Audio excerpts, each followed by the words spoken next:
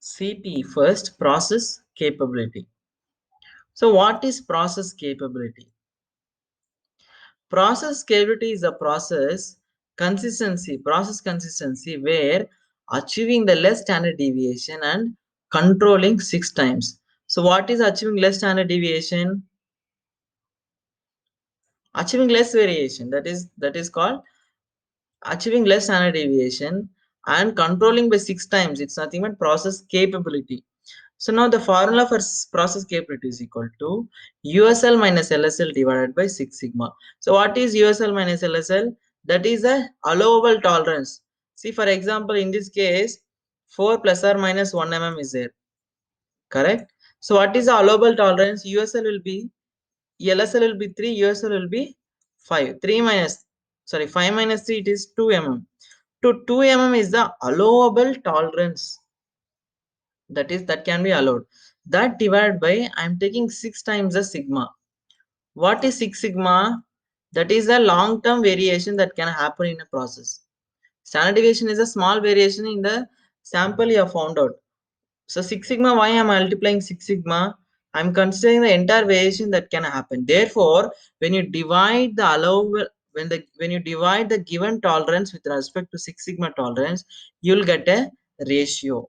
So what is that ratio? Let us see. So now in this case, 4 minus 2. So why they taken 4 minus 2?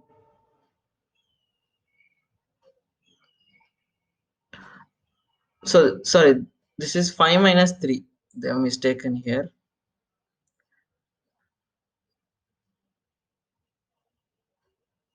This is 5 actually. So now 5 minus 3, that is a 4 plus or minus 1 mm for dimension. So 5 minus 3, it is 2 mm. 2 mm is the allowable tolerance in your drawing specification divided by 6 times the sigma. So 0.2 is the standard deviation, correct? That is happening from the process mean.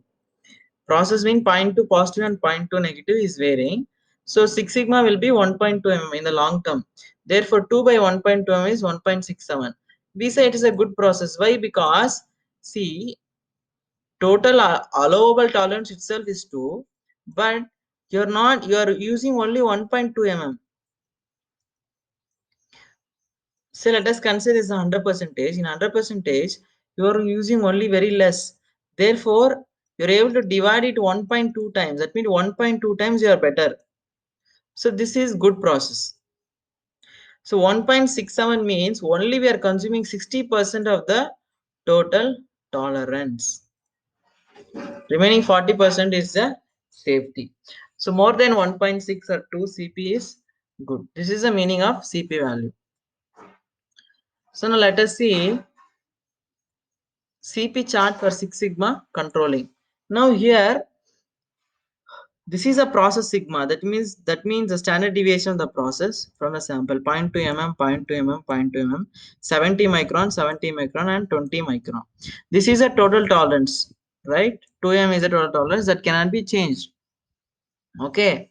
So 6 times the sigma, 6 sigma variation. That is only a total variation will be this much: 1.2 mm, 1.2 mm, 1.2 mm, 0.4 mm, then 0.4 mm, then 0.12 mm. So why it has come 0.42 mm?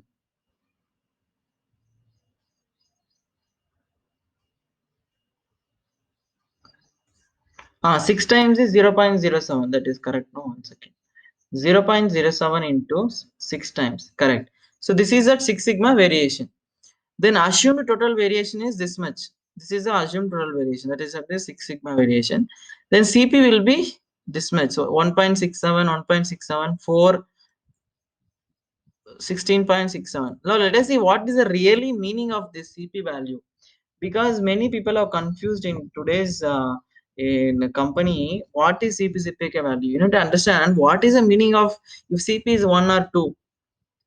So don't tell IITF requirement CP value should be more than 1.67. No.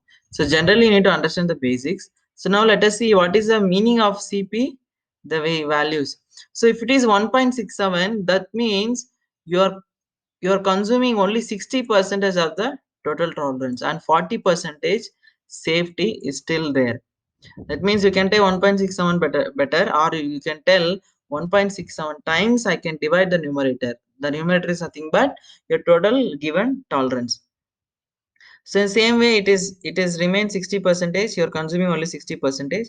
If it is 4, if your CP value is 4, you're consuming only 21% of the total tolerance. 21 percentage.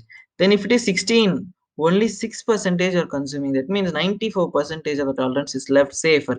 That means you have very less standard deviation. See, only 20 micron. So that means achieving less variation leads to less consumption of the tolerance and increases the consistency of the process. This is called CPR, process capability. The CP, we are checking the capability in terms of the CP value. So now we understood what is the meaning if CP value is so and so. Okay, so that's about the CP. So next we are going to CPK, process capability index.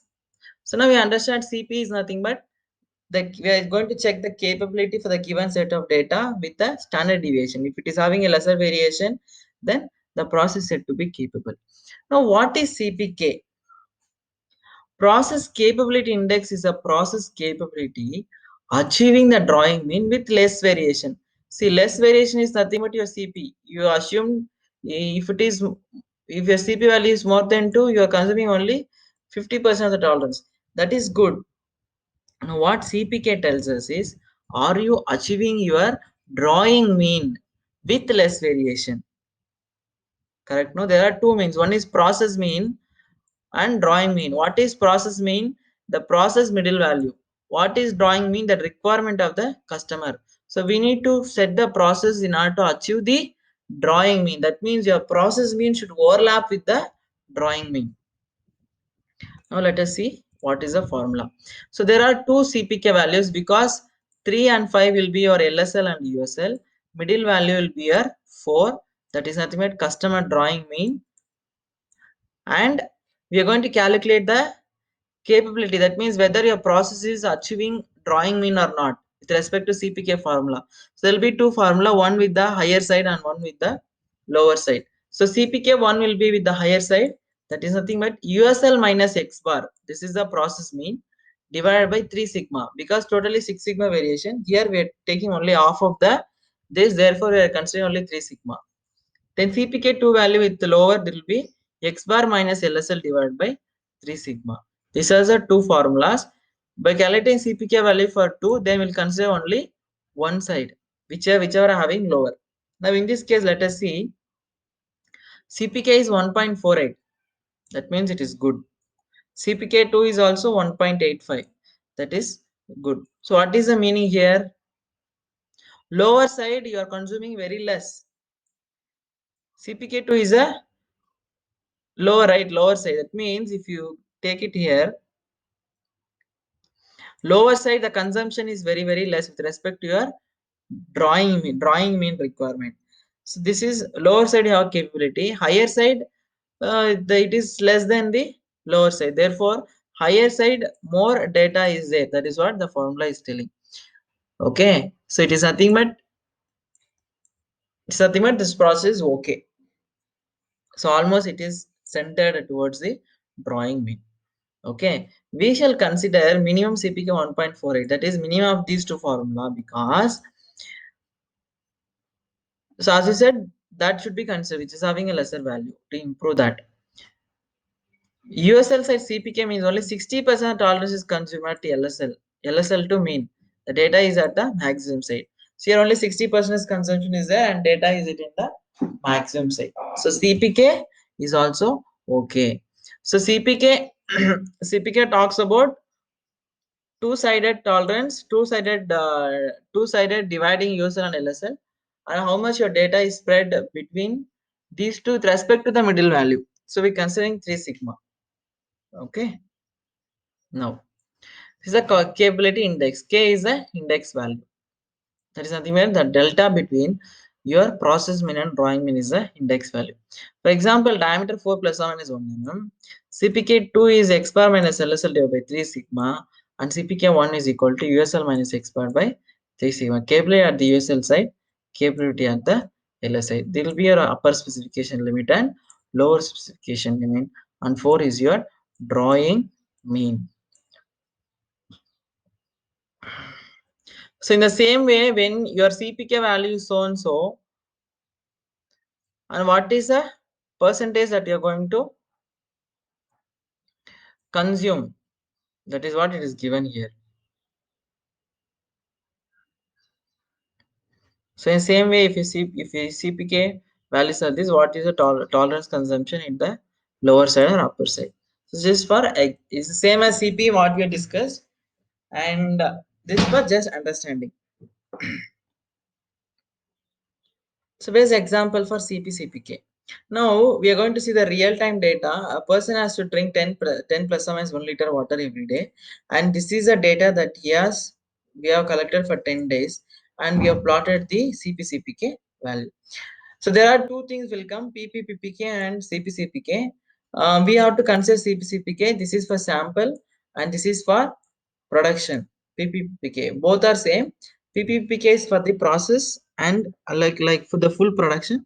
CP/CPK for the sample. Okay.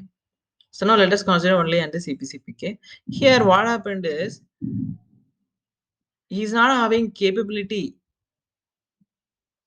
See, CP talks about process capability, that means lesser standard deviation. No, so if you see the value of CP is 0.23, that means he's having more variation. If you see here, from 10 is very till 2, 10 minus 2, 8 is a jumped variation. Therefore, his spread is more. The standard deviation is more. So CP is not okay. CP is very well less. If you come CPK, CPK also not there. CPK upper, CPK lower is minus 1.07. That means it has gone more than the LSL. That's why it is a minus value. So it is not okay. Then CPU is 1.49. Upper side, okay, okay. Some data lied with the, it is there from the upper side. So this is not a good process. Now case 2, a person drinking water. This is a case 2. Now we have collected data. So now if you see in the data, the CP is 1.88. That means he's having lesser standard deviation. That is very good. And CPK is okay because lower side is capable, because lower side only small data has been distributed and upper side is not capable. That means upper side more data is distributed.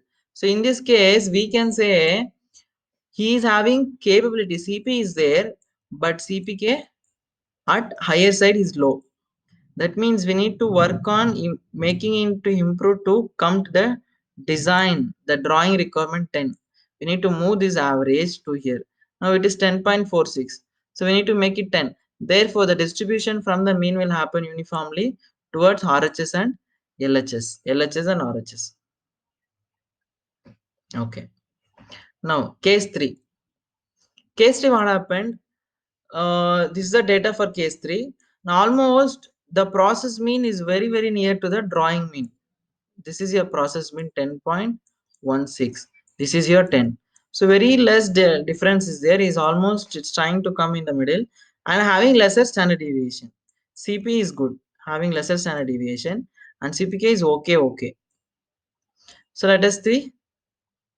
So this we can say a very okay process.